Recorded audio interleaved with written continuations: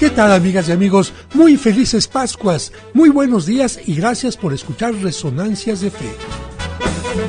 Hoy en la sección Cultura y Fe te explicaremos todo sobre la vigilia pascual o celebración de la resurrección de Cristo. También te diremos el origen y significado de los Judas y de los huevos de Pascua. En nuestra sección infantil, el cuento Es fácil creer en quien nunca te ha engañado. La catequista Lourdes, antes de hablar del tema de la resurrección, decidió preguntar a los niños. Les voy a hacer una pregunta. Esa narración nos permitirá comprender mejor el evangelio de hoy, el sepulcro vacío. Todo esto aquí en Resonancias de Fe, con el Padre José de Jesús Aguilar Valdés, la voz amable de la radio.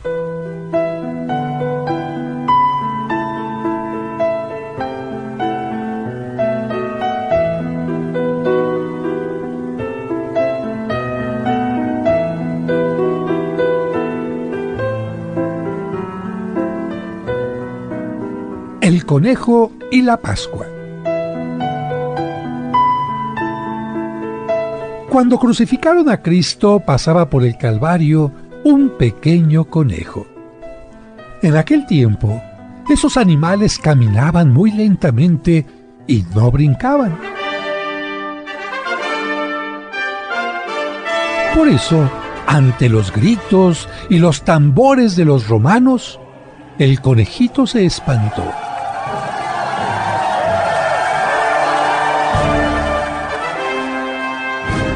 Para protegerse, buscó un escondite y se metió a una cueva sin saber que se trataba de un sepulcro excavado en la roca.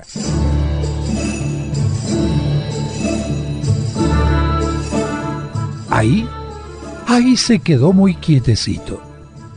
Después de algunas horas, vio que se acercaba un grupo de personas que traía consigo al hombre que había sido crucificado.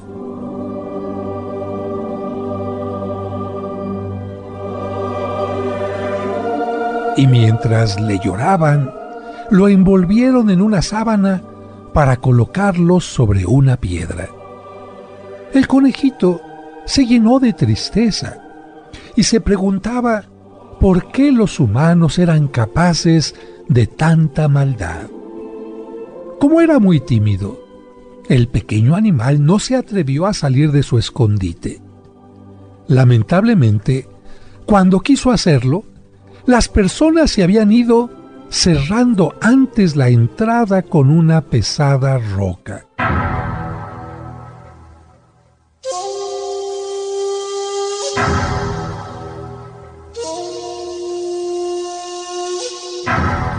El conejito trató de empujarla, pero por más esfuerzos que hizo, se dio cuenta que estaba atrapado y nunca podría salir.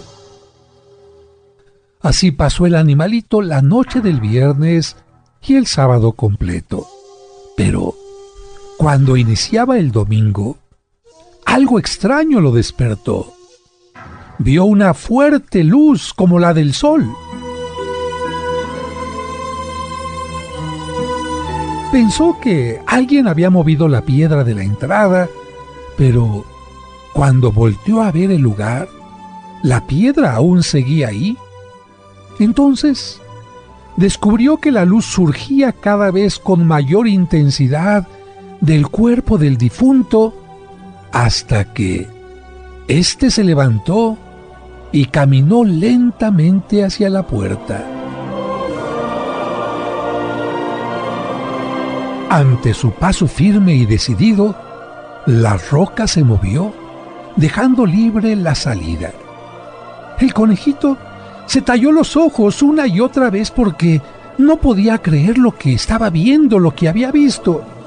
Y cuando vio que la puerta estaba abierta, salió corriendo.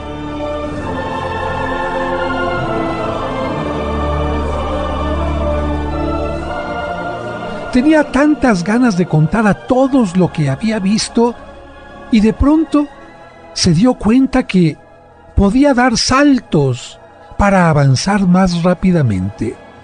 Así, el conejo fue saltando y saltando y saltando y contando su experiencia a todos los que encontraba en el camino. Y tú lo sabes muy bien, como los conejitos se multiplican muy rápidamente, su testimonio acerca de la resurrección de Cristo se multiplicó y se extendió por todo el mundo. Resonancias de Fe, con el Padre José de Jesús Aguilar Valdés, la voz amable de la radio. Todas las mañanas que entra por mi ventana el Señor Sol, doy gracias a Dios por otro día más. Hoy como otros días yo seguiré tratando de ser mejor y sonriendo haré las cosas con amor.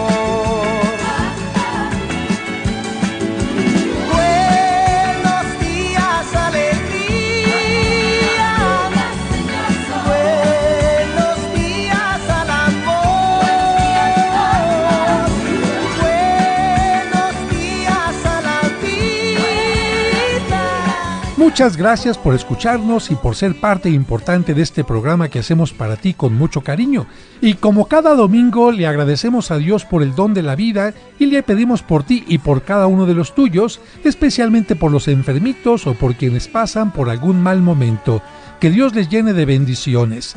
Y además de agradecer tu atención, quiero agradecer la presencia de mis colaboradores. En la producción, Sergio Enríquez Morín, y compartiendo micrófonos, David Chávez, Raúl Mauricio Hernández y Salvador Romero. Doy gracias a Dios por otro día más. ¿Qué tal, amigos, amigas? Muy pero muy buenos días en este día, el más importante litúrgicamente hablando de la fe de la Iglesia Católica, porque estamos celebrando que Cristo resucitó. Como dice la Sagrada Escritura, si Cristo no hubiera resucitado, vana sería nuestra fe. ¿Por qué? Pues porque entonces habría sido simplemente un profeta, quizás un filósofo, un predicador, pero no tendría este poder de Hijo de Dios que es capaz de vencer el pecado y la muerte. Así que felicidades a todos, especialmente a los más pequeñitos, a quienes la noticia se tiene que ir pasando de generación en generación. Tendremos un programa especialmente maravilloso porque no solamente recordaremos la buena noticia que nos recuerda cómo se mencionó desde los primeros años de la Iglesia esta noticia maravillosa de la resurrección de Cristo reflejada en el Evangelio, y por supuesto lo hemos comenzado también con este cuento del conejito que se quedó encerrado en el Santo Sepulcro y su relación con los huevos de Pascua. Por esta razón, los pequeñitos van a ver en algunos lugares conejitos de Pascua o huevos de Pascua. No es lo importante el conejito, no es lo importante el huevo de Pascua, el chocolatito. Lo importante es saber que un día vamos a resucitar y hoy particularmente recordamos a nuestros difuntos ya en la presencia de Dios. La muerte no es el final, dice la Sagrada Escritura, ¿dónde está muerte tu triunfo? ¿Dónde está muerte tu aguijón? Y yo los invito, amigos, a que, así como lo hacemos durante el tiempo de Navidad, que tenemos o una gran cena, o una gran comida, un gran festejo, nos felicitamos, pues que lo hagamos especialmente hoy, porque es muchísimo más importante la fiesta de Pascua, la fiesta de la resurrección, que la fiesta de Navidad. Qué hermoso que Cristo nació, pero ¿para qué nació? Para predicar, para hacer milagros, para morir por nosotros y sobre todo para resucitar y enviarnos al Espíritu Santo. Así que celebren de la mejor manera este día. Y aquellos que puedan y tengan la oportunidad de hacerlo, pues llévense esta agua de gloria que se bendijo ayer en todas las iglesias, rocíenla en sus hogares para renovar la bendición que en algún momento hizo algún sacerdote. Y si no han hecho una bendición, con mayor razón, llévense esta agua de gloria, derrámenla en su casa, diciendo: en este lugar queremos que habite el Espíritu de Cristo resucitado, que aleje todo mal, que nos traiga todas las bendiciones, que fortalezca a los enfermos y que haga que nuestra vida sea más llevadera. Vamos a un breve corte y regresamos enseguida a este programa especial.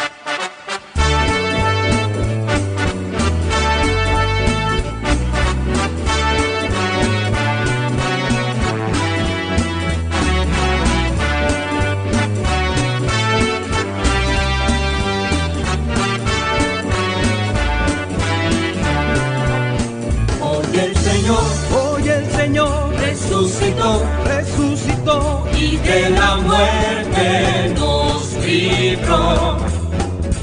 Alegría y paz, hermano, el Señor resucitó. Porque esperó, Dios le libró y de la muerte nos salvó. Alegría y paz, hermano, el Señor resucitó. El pueblo en él, vida encontró, la esclavitud ya terminó. Alegría y paz, hermano, el Señor resucitó. La luz de Dios, en él brilló, la nueva vida nos llegó. Alegría y paz, hermano, el Señor resucitó. Con gozo alzad, el rostro a Dios, que de los llega salvación. Resonancias de Fe, con el Padre José de Jesús Aguilar Valdés, la voz amable de la radio. Mayo es el mes dedicado a las mamás. Y si tú quieres que se aplique todo un mes de misas por tu mamá difunta, para dar gracias por sus beneficios y pedir por su eterno descanso, puedes solicitar las misas gregorianas en la parroquia de San Cosme y San Damián. Informes al 55 55 66 7744 y al 55 57 05 59 39. Anota a tu mamá y haz oración por ella siempre. Muchas gracias por continuar con nosotros. Es momento de escuchar el cuento para entender el Evangelio, escrito por el Padre José. Es fácil creer en quien nunca te ha engañado.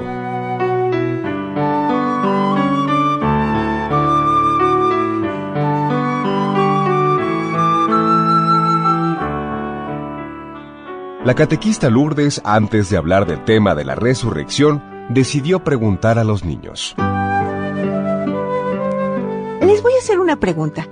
¿Creerían en las palabras de un desconocido? El pequeño Enrique opinó. Yo creo que es muy difícil creer en una persona que no conocemos. Además, puede ser muy peligroso. Lourdes hizo otra pregunta. ¿Confiarían en quien los ha engañado varias veces? ¿Creerían ustedes en quien les pidió un préstamo de dinero y nunca se los pagó? Los niños volvieron a contestar que no podían creer en personas así. Enrique dijo: Yo una vez le presté dinero a un vecino, pero como nunca me lo pagó, no volví a confiar en él. Ahora cuando me pide un juguete prestado, no se lo presto porque desconfío de él. Lourdes les hizo una pregunta más. ¿Confiarían en quien se ha mostrado siempre honrado? En esta ocasión los niños gritaron diciendo: ¡Sí! Después de las preguntas, la catequista les dijo: Ustedes han contestado muy bien. Podemos confiar en quien siempre muestra su honradez, pero no podemos hacerlo con quien no es honesto. No es conveniente creer en quien dice una cosa y hace lo contrario. Después, Lourdes abrió la Biblia y dijo: Hoy les voy a leer 3 fragmentos del Evangelio que se pueden relacionar entre sí. Después sacaremos conclusiones. Leyó primero el pasaje en que Cristo resucita a la pequeña hija de Jairo. Luego explicó: La hija de Jairo acababa de morir. Por eso algunos se negaron a creer que Cristo la había resucitado. Decían que no estaba muerta, sino dormida. Lourdes leyó después otro texto, la triste historia de la viuda de Naim, que había quedado totalmente desamparada por la muerte de su único hijo. Lourdes comentó: Aquel joven ya había sido velado cuando su madre lo llevaba a la sepultura. En ese momento Jesús detuvo la procesión, tocó al joven y después de resucitarlo lo devolvió a su madre. Todos sabían que el joven estaba muerto. Sin embargo, la terquedad de algunos les impidió creer en el poder de Jesús. Lourdes leyó el último texto seleccionado, la resurrección de Lázaro. Después lo explicó diciendo: Jesús amaba a su amigo Lázaro. Sin embargo, cuando se enteró de su enfermedad y de que estaba en peligro de muerte, decidió no visitarlo. Prefirió darle mayor importancia a su misión salvadora que a sus sentimientos humanos. Decidió mostrar en un mismo acto su amor por Lázaro y su poder divino. Enrique preguntó: ¿Qué le sucedió a Lázaro? Lourdes le dijo: Lamentablemente murió y Jesús no asistió al funeral. Él pensaba dar una muestra del gran poder de Dios. Lázaro fue llevado al sepulcro y su cadáver comenzó a emitir malos olores. Varios días después, Jesús fue al lugar de la sepultura, seguido de una gran muchedumbre.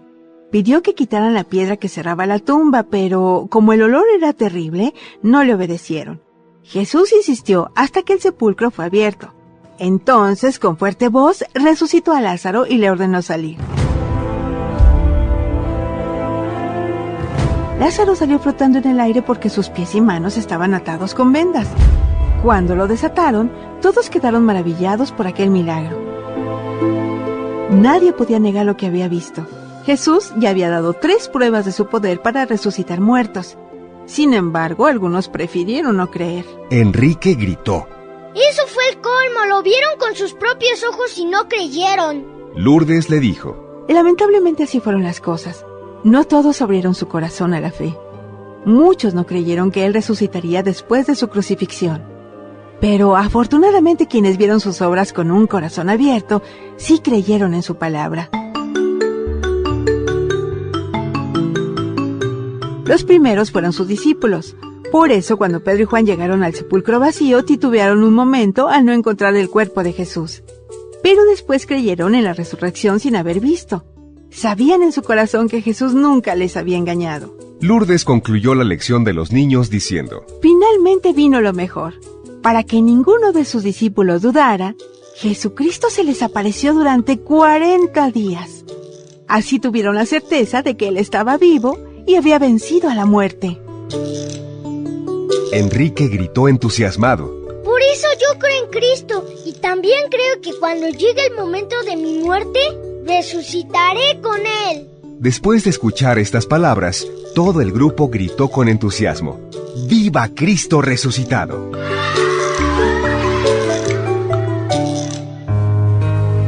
Este es un cuento escrito por el padre José de Jesús Aguilar Valdés y podrás encontrarlo en el libro Cuentos para entender el Evangelio. Muchas gracias por continuar con nosotros.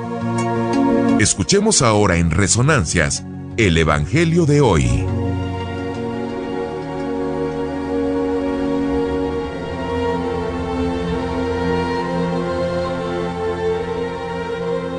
Evangelio de San Juan, capítulo 20, versículos del 1 al 9. El primer día después del sábado, estando todavía oscuro, fue María Magdalena al sepulcro y vio removida la piedra que lo cerraba. Echó a correr, llegó a la casa donde estaban Simón Pedro y el otro discípulo, a quien Jesús amaba, y les dijo: Se han llevado del sepulcro al Señor, y no sabemos dónde lo habrán puesto. Salieron Pedro y el otro discípulo camino del sepulcro.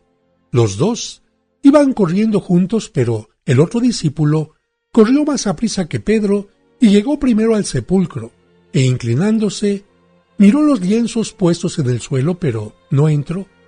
En eso, llegó también Simón Pedro, que lo venía siguiendo, y entró en el sepulcro. Contempló los lienzos puestos en el suelo y el sudario que había estado sobre la cabeza de Jesús, puesto no con los lienzos en el suelo, sino doblado en sitio aparte. Entonces entró también el otro discípulo, el que había llegado primero al sepulcro, y vio y creyó, porque hasta entonces no habían entendido las Escrituras, según las cuales Jesús debía resucitar de Entre los Muertos.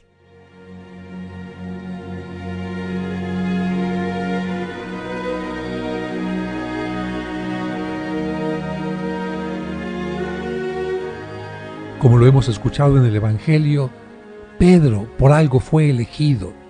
Juan, aunque era más joven, llegó corriendo al sepulcro, pero tuvo miedo.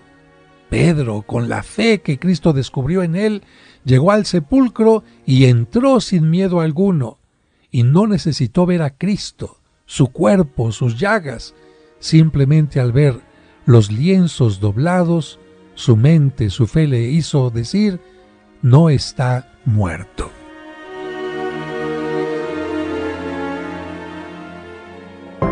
Esta es nuestra sección, Cultura y Fe.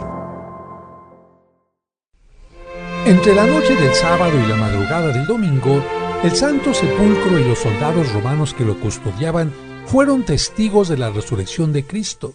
Así Cristo celebra una Pascua nueva, no ya la antigua, que era el paso de la esclavitud a la libertad que celebraban los judíos, sino ahora el paso de la muerte a la vida eterna. En las primeras horas del domingo, como lo escuchamos en el Evangelio, las santas mujeres fueron al sepulcro para embalsamar el cuerpo de Cristo, pero no lo encontraron. Más tarde, ellas y los discípulos vieron a Cristo resucitado. Cristo había vencido a la muerte. Si vivimos con Cristo, resucitaremos con Él. Hasta la reforma litúrgica que hizo el Concilio Vaticano II se llamaba a este día Sábado de Gloria, porque la misa de resurrección se celebraba en la mañana del sábado debido a la norma rígida del ayuno antes de la comunión, que no permitía ni siquiera tomar agua y que en ese tiempo comenzaba a las 12 de la noche y duraba hasta el momento de recibir la comunión. Afortunadamente, el Papa Pío XII en 1953 disminuyó el tiempo del ayuno a 3 horas y declaró que el agua no rompía el ayuno.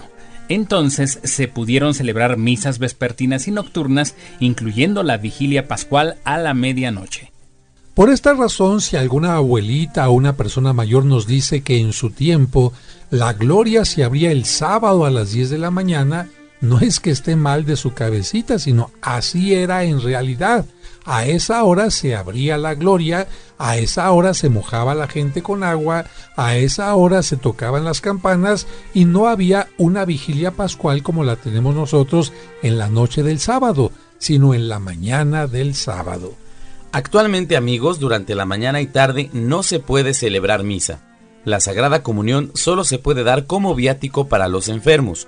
No se concede celebrar el matrimonio ni administrar otros sacramentos a excepción de la penitencia y la unción de los enfermos. Aunque la celebración de la Pascua de Resurrección debería realizarse en las primeras horas del domingo, también puede realizarse desde el sábado por la noche para culminar en los primeros momentos del domingo. En las fiestas de la liturgia se le llama víspera o vigilia a aquella fiesta que comienza a celebrarse cuando el sol ya se ha ocultado, porque recuerden que en la antigüedad los días comenzaban cuando el sol ya se había ocultado. Ahí es cuando terminaba un día y comenzaba otro.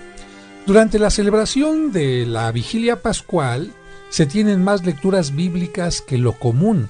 No piense que va a haber solamente 3 lecturas. ¿Y con qué fin? Con el fin de que todos los cristianos recuerden las promesas realizadas por Dios y cumplidas totalmente. Las lecturas que se escuchan en la vigilia pascual hacen referencia a la Pascua o Paso o Pesaj en diversas etapas. Fíjese, la primera lectura, que está tomada del Génesis, nos habla del paso de cuando no existía nada a la creación del mundo, el universo y el ser humano, es decir, el paso de la creación. La segunda lectura nos habla sobre la historia de Abraham y nos recuerda el paso de creer en muchos dioses, que era lo que sucedía en tiempos de Abraham, el paso del politeísmo al monoteísmo, es decir, el paso de creer en muchos dioses a la creencia de un solo Dios. Y esto fue con la fe de Abraham, porque en tiempos de Abraham todos creían que había muchos dioses, el sol era Dios, la luna era Dios, el mar, etc. Y a diferencia de esto, Abraham creyó solo en el único y verdadero Dios. La lectura del Éxodo, que es la tercera, nos habla del paso de la esclavitud a la libertad y nos recuerda que el pueblo judío estaba esclavizado por los egipcios hasta que Dios lo liberó de la esclavitud bajo la guía de Moisés. Otras lecturas nos van a hablar del paso del pecado a la vida de gracia que nos trajo Cristo y la predicación de sus apóstoles, y finalmente la última lectura que se escucha, el Evangelio, nos recuerda el paso de la muerte a la resurrección de Cristo y de todos los cristianos que nos unimos a Él por la fe. La celebración está llena de signos. Uno de ellos es la bendición del fuego nuevo. Con él se enciende el cirio pascual, signo de Cristo resucitado que vence a la oscuridad del pecado y la muerte.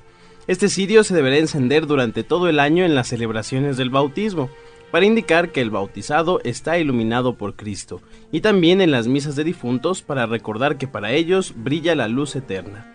Generalmente cada asistente lleva su cirio para encenderlo con la luz del cirio pascual. Otro signo es el pregón pascual. Mediante un hermoso canto se anuncia solemnemente la resurrección de Cristo. El canto se conoce como pregón pascual. Se trata de uno de los más antiguos himnos de la liturgia romana anterior al siglo IV. El pregón pascual debe ser cantado por un diácono o un cantante profesional. A falta de alguno de ellos lo canta el sacerdote. El texto invita a los fieles a alegrarse por el misterio pascual.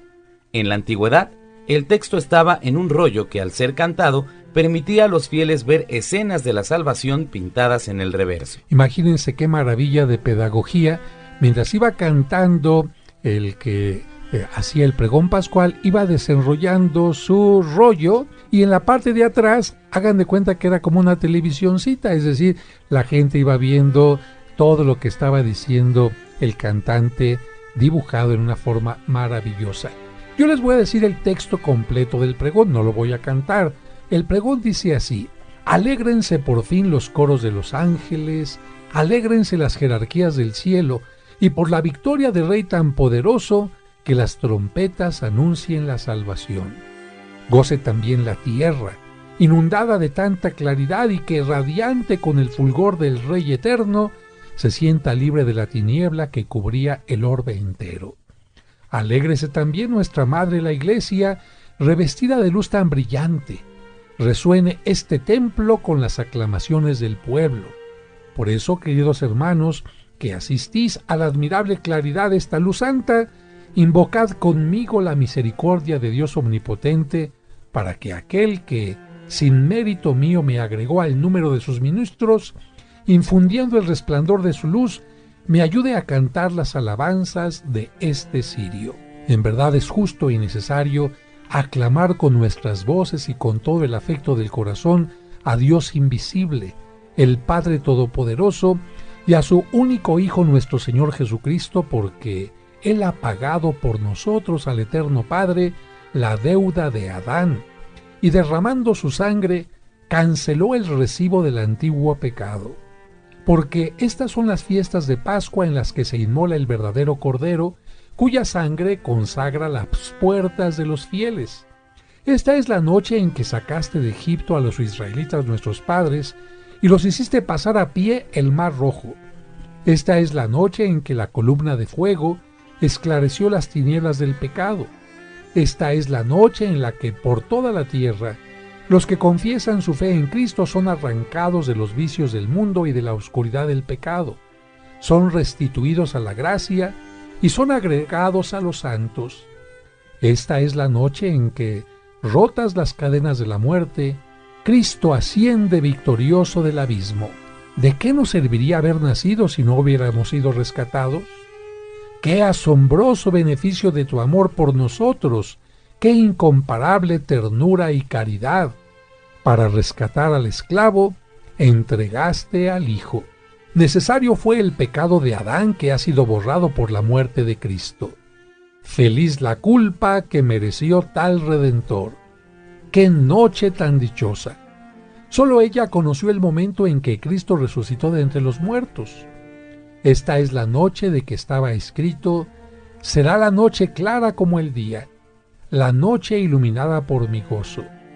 Y así, esta noche santa ahuyenta los pecados, lava las culpas, devuelve la inocencia a los caídos, la alegría a los tristes, expulsa el odio, trae la concordia, doblega a los poderosos. En esta noche de gracia, acepta, Padre Santo, el sacrificio vespertino de esta llama que la Santa Iglesia te ofrece en la solemne ofrenda de este cirio, obra de las abejas. Sabemos ya lo que anuncia esta columna de fuego, ardiendo en llama viva para gloria de Dios. Y aunque distribuye su luz, no mengua al repartirla, porque se alimenta de esta cera fundida que elaboró la abeja fecunda para hacer esta lámpara preciosa. Qué noche tan dichosa en que se une el cielo con la tierra, lo humano y lo divino. Te rogamos, Señor, que este cirio consagrado a tu nombre arda sin apagarse para destruir la oscuridad de esta noche y como ofrenda agradable se asocie a las lumbreras del cielo. Que el lucero matinal lo encuentre ardiendo.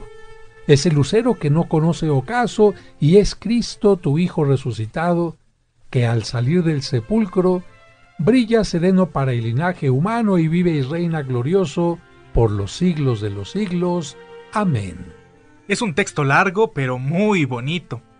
Otro signo importante en la vigilia pascual es la bendición del agua, llamada de gloria, con la que se rocía a todos los asistentes después de que se renuevan las promesas del bautismo.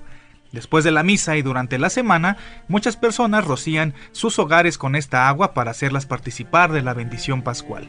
Pero también, amigos, es importante mencionar que un cristiano debería por lo menos, como lo dicen los preceptos de la Iglesia, comulgar en la Pascua. Y para recordar que es una fiesta muy especial, el Papa da desde Roma la bendición Urbi et Orbi, con la que se obtiene la indulgencia. Este esquema solamente se tuvo anoche en la vigilia pascual. Hoy en la mañana o durante todo el día se tiene el esquema normal de la Eucaristía con las lecturas ordinarias del día domingo. Vamos a hablar de otro signo, amigos, que quizás no entra dentro del ambiente litúrgico, pero finalmente forma parte de las tradiciones de los pueblos, y esto es precisamente la quema de Judas. Y es que si usted tiene más o menos mi edad, o a lo mejor no tan grande, recordará que durante la visita de las 7 casas que se hace el Jueves Santo, es frecuente encontrar en el camino a los típicos vendedores de los Judas, y como mucha gente pregunta sobre su origen y significado, pues hoy vamos a platicarte sobre la quema de Judas. Es parte de las tradiciones mexicanas, pero no es única de México. La fiesta del Judas o quema del Judas es una tradicional fiesta popular que se celebra en España e Hispanoamérica, en la que preferentemente el domingo de resurrección, el muñeco que representa a Judas Iscariote es apedreado, linchado y quemado. Pero en otros países la quema se hace otro día del año. Así es, en algunos lugares la quema se hace el último día del año, haciendo que la figura del Judas represente todo lo malo del año que termina. En Uruguay se les llama Judas findeañeros y en Ecuador se les llama años viejos. En Latinoamérica, además de México, la quema de Judas se realiza en países como Chile, Paraguay, Perú y Venezuela. En España la figura del Judas se hace del tamaño natural, nada de pequeñita, no, tamaño natural y con diversos materiales como la tela, escayola, paja, madera y pintura de colores. Se viste con ropa que la gente recolecta entre los vecinos. En su interior, además de los cohetes, que esos no pueden faltar, se suelen poner monedas y otros objetos como caramelos y confeti. En la base que sostiene al muñeco, cuando no son colgados, sino cuando están parados en alguna cosa, se encierran palomas vivas dentro de cántaros de barro que al romperse les permiten, y qué bueno, salir volando estas palomitas. Y la base también puede contener sorpresas propias de la gente de España que les gusta tanto comer, como piezas de queso, pero no pequeñitas, grandes piezas de queso y botellas de vino. En algunos pueblos se dan regalos especiales a los participantes que trepan a la parte más alta del palo que sostiene al Judas, pero para hacer más difícil la subida, le ponen un poco de grasa al palo, algo así como el palo encebado. La ceremonia de la quema o destrucción de los Judas se lleva a cabo el Sábado Santo. La gente lo hace antes o después de la vigilia pascual. En algunos lugares, antes de la quema, se realiza una especie de representación teatral donde participa el público. Se hace un juicio público de Judas Iscariote. Algunos tratan de defenderlo y otros lo condenan con gritos. Y después del juicio en que se declara culpable, la gente comienza a lanzarle piedras a la imagen y después la queman. Las piedras rompen las vasijas de barro que encierran a las palomas y los regalos. Finalmente, la quema permite que las monedas caigan ante la alegría de los asistentes que luchan por ganarlas. Bueno, y nos preguntamos, ¿esa tradición tiene algo que ver con el Evangelio? Bueno, la tradición popular sustenta la quema del Judas en el Evangelio de San Mateo. Concretamente, el capítulo 27 del Evangelio dice: Judas, el que había traicionado a Jesús, al ver que lo habían condenado, tuvo remordimientos y devolvió las 30 monedas de plata a los jefes de los sacerdotes y a los ancianos, diciéndoles: he pecado, entregando a la muerte a un hombre inocente. Pero ellos le contestaron: ¿y eso qué nos importa a nosotros? Eso es cosa tuya. Entonces Judas arrojó las monedas en el templo, fue y se ahorcó. Eso es lo que dice el texto del Evangelio, en el que se sustenta esta tradición popular de quemar los Judas. Al quemar a un Judas ahorcado y colgado de un palo, las monedas se desparraman, recordando lo que Judas hizo en el templo. Y para quien se pregunta ¿cuándo llegó esta costumbre a México?, podemos decirle que la elaboración de los Judas llegó a nuestro país en tiempos del virreinato, cuando los españoles conquistadores implementaron entre los indígenas la elaboración de muñecos que ellos llamaban monigotes de Valencia. Los utilizaban como instrumento de evangelización durante el llamado Sábado de Gloria. El Judas mexicano se hace con pequeñas varillas de madera o carrizo, cartón, engrudo y pintura, y por lo tanto esta artesanía pertenece a la rama de la cartonería. Su tamaño va de los 30 centímetros hasta los 7 metros o más, imagínense. Con el paso del tiempo, la figura del apóstol que traicionó a Cristo se cambió por los signos del pecado y de la muerte que fueron vencidos por Cristo. El demonio rojo representa el pecado y el esqueleto o calavera representa la muerte. Que son las figuras más tradicionales que encontramos en nuestro caminar en el Jueves Santo para comprar. Los Judas también pueden representar los pecados capitales o tomar la forma de algún personaje político o público del que la gente quiere burlarse o al que quiere castigar, eso sí, sin importar si ocupan grandes puestos de gobierno. Fíjense que esto hizo que durante el gobierno de Antonio López de Santana, Miguel María Azcárate, gobernador del Distrito Federal, publicara en marzo de 1853 un decreto que prohibía las representaciones de personas conocidas. El decreto dice así, ponga usted atención: con el objeto de evitar los abusos que suelen cometerse con motivo de las salvas que se hacen los sábados de gloria, y con el de conservar la antigua costumbre de que ese día, el jueves y viernes santo, no transiten por la ciudad carruajes y cabalgaduras. Imagínense, estaba prohibido que hubiera coches en esos 2 días, jueves y viernes santo. He determinado lo siguiente: en la salva, y le llaman salvas a siempre que hay alguna cuestión de pólvora, en la salva del referido sábado de gloria no se tirará cohetes a mano, ni se disparará armas de fuego de ninguna clase, ni se quemarán ni venderán los muñecos que vulgarmente se llaman Judas, siempre que tengan algún vestido o distintivo con que se ridiculice alguna clase de la sociedad o alguna persona determinada. Y en una parte más adelante dice el texto: el que quebrante las siguientes disposiciones pagará una multa de 1 a 10 pesos, muchísimo dinero en aquel tiempo, o sufrirá la pena de 5 a 50 días de grillete, sin prejuicio de la que imponga el juez competente o por el reclamo que hagan los agraviados de ella.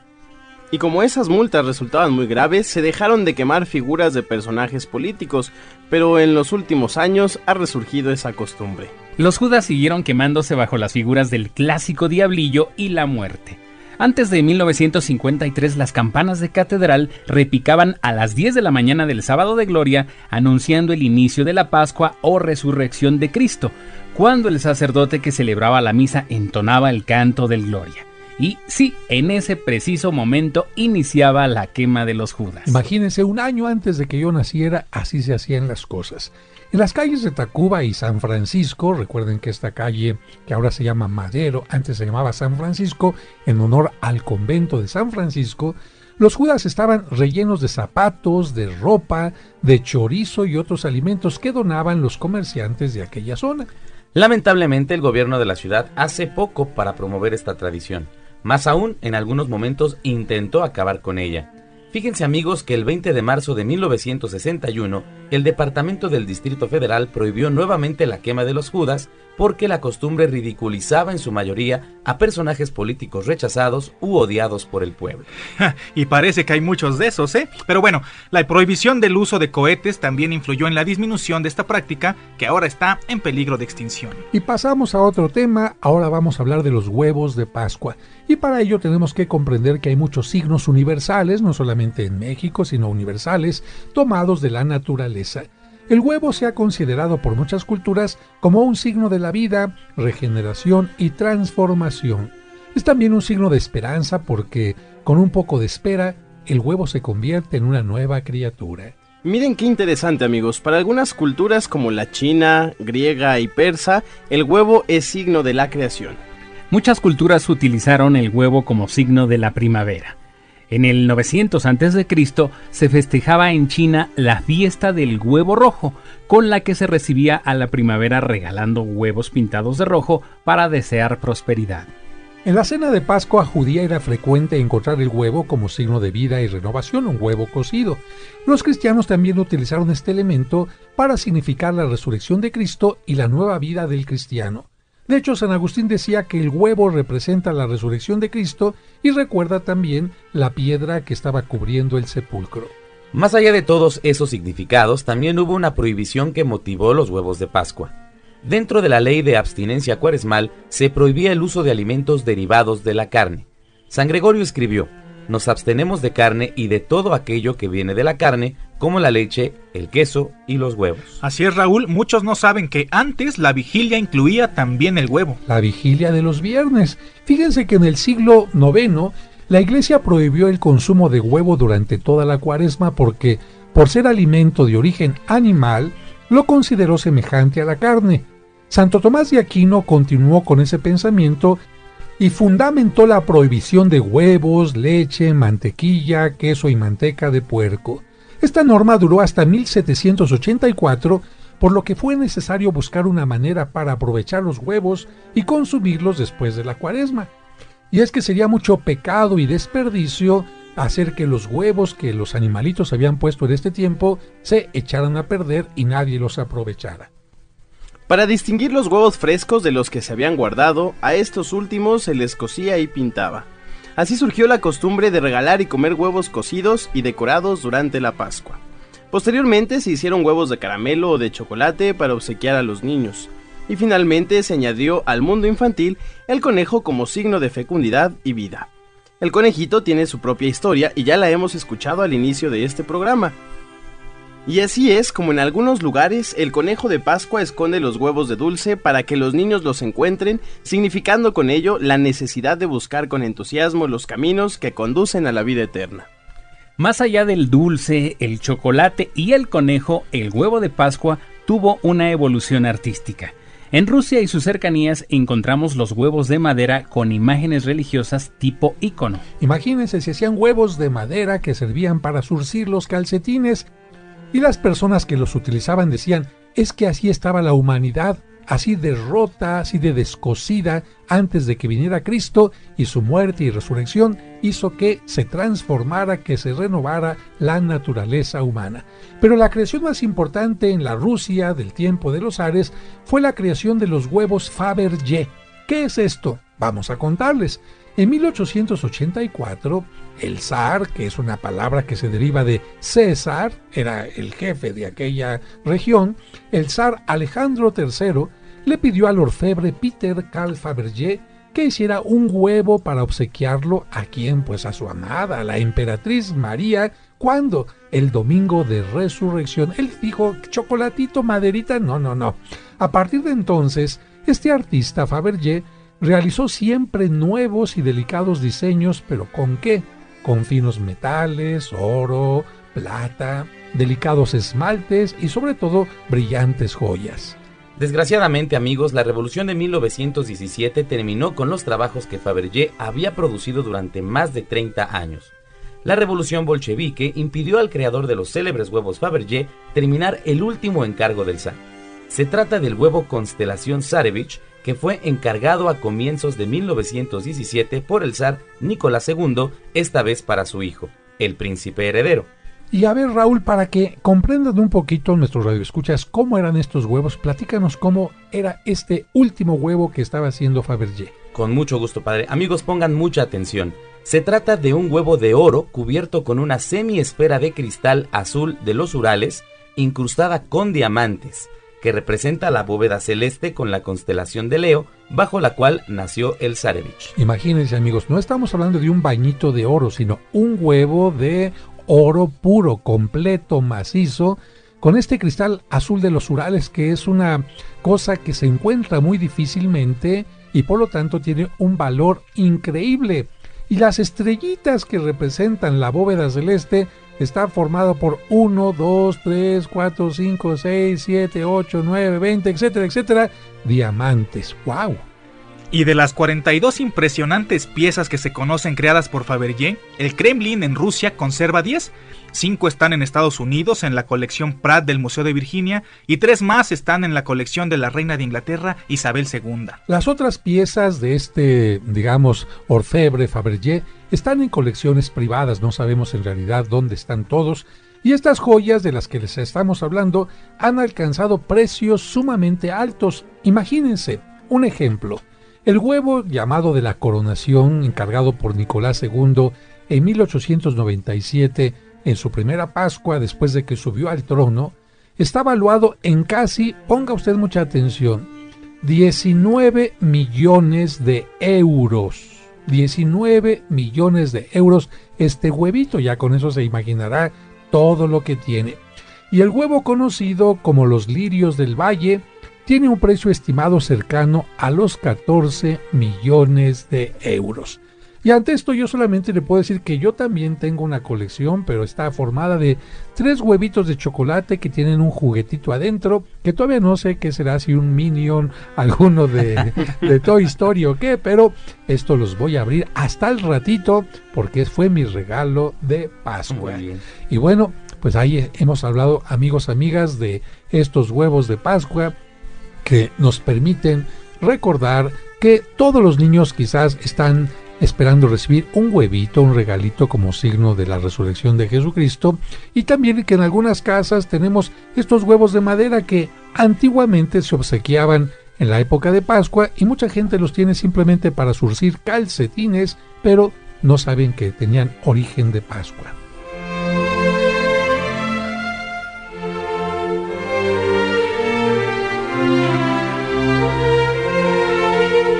Y amigos, de esta manera estamos llegando al final del programa. Que Dios les bendiga y que pasen un magnífico domingo.